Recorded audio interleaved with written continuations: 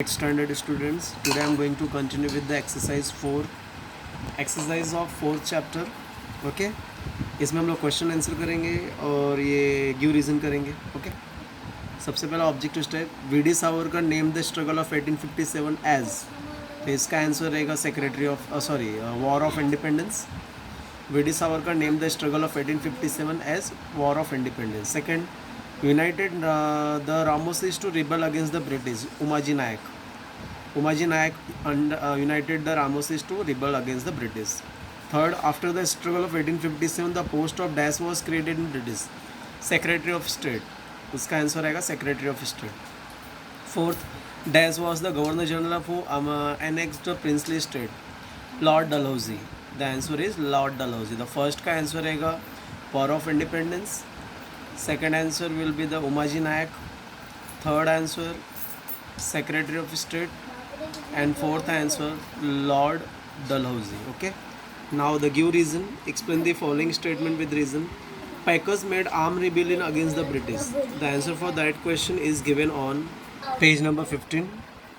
Okay. The यहाँ से हम लोग लिखेंगे rent free lands were granted to them. Them मतलब पैकर्स.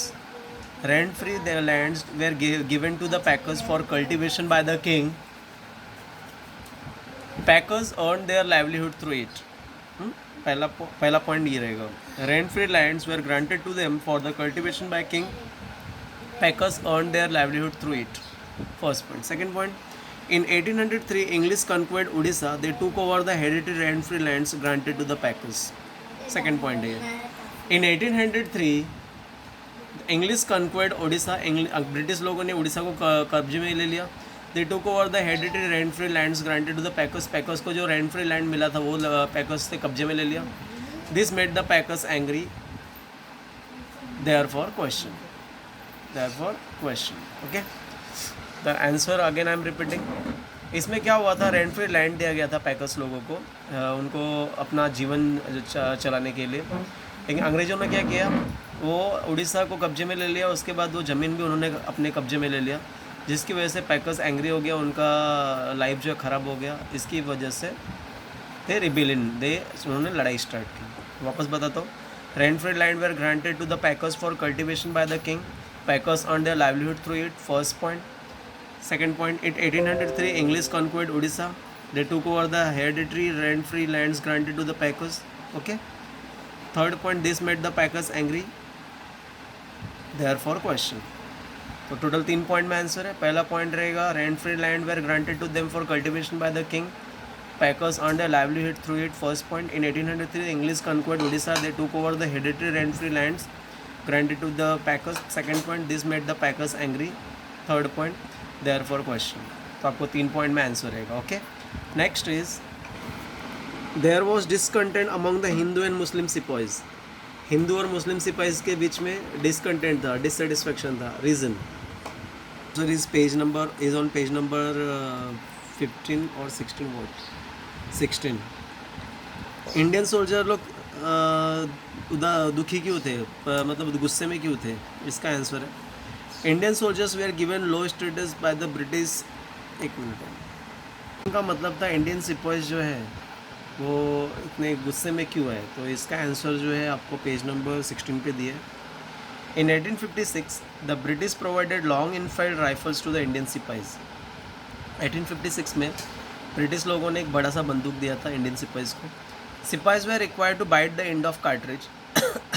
सिपाही वो लोग को क्या करना पड़ता था, कार्ट्रिज का जो एंड पार्ट है वो मुँह से काटना पड़ता था. News spread out that this cartridge were smeared in the fats of cow and pig. बाद में ये पता चला कि ये जो कार्ट्रिज है गाय और सुअरों के चर्बी से बनी हुई है. Due to this religious sentiment of Hindu and Muslim sepoys were hurt and made and them unhappy. इससे क्या हुआ, मुस्लिम और हिंदू के धर्म को धक्का लगा और लोग अनहैप्पी हुए. Is this clear.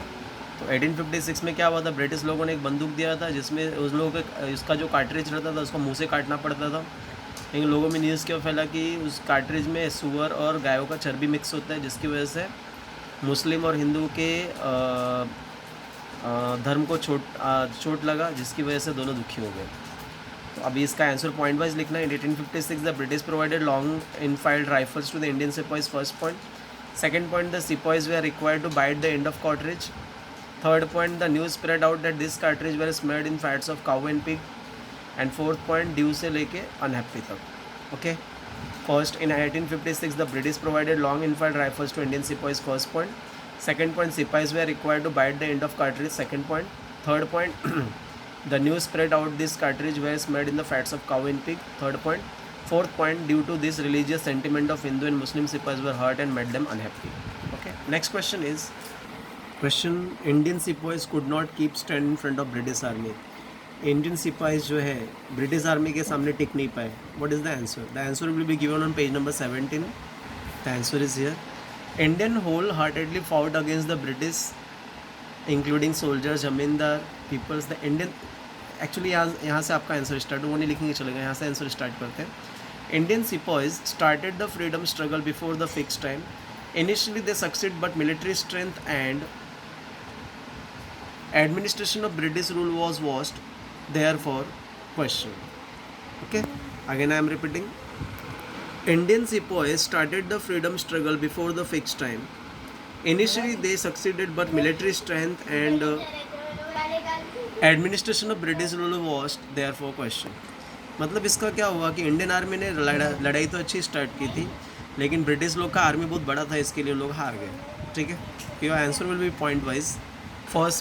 First point, Indian sepoys started the freedom struggle before the fixed time. First point, initially they succeeded, but military strength and administration of British rule was lost. Therefore, बाद में question लिख देने का. Okay, 2 point में answer है खाली. Again I am repeating. Indian sepoys started the freedom struggle before the fixed time. First point, initially they succeeded, but military strength and administration of British rule was lost. Therefore, Indian sepoys was तक लिखने के बाद question copy करना है. Question क्या है? Indian sepoys could not keep stand in front of British army. Okay, this 3 points will be the 2 points will be the answer of third question. Next is your homework. You have to write the answer of this 4 fill in the blanks, and after that you have to write the answer of these 3 give reasons, and you have to memorize also. Then a student, for today's homework you have to write these 4 fill in the blanks and these 3 give reason answer. If any doubt is there, please ask. Thank you. Have a great day.